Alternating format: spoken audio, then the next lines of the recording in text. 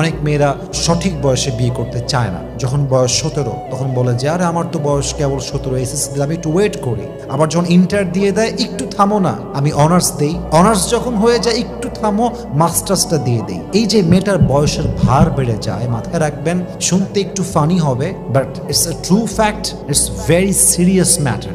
বিয়ের বাজারে বয়স্ক মেয়ের দাম খুব বেশি একটা নাই। বয়স্ক মেয়ের মার্কেটের ভ্যালু খুবই কম। বিয়ের বাজারে একজন মেয়ে যার বয়স 18, 17, 16, 19, 20, তার যেই পরিমাণ মূল্য আছে, সেই মেয়ে যার বয়স 27, 28, 30, তার সেই পরিমাণ মূল্য নেই। যুবক ভাইরা, ঠিক কিনা বলেন?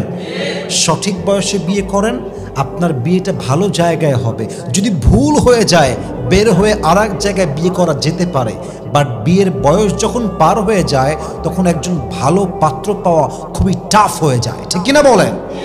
আল্লাহ প্রত্যেকটা মেয়েকে সঠিক বয়সে বিয়ে করার তৌফিক দান করুক। পড়েন সবাই আমিন।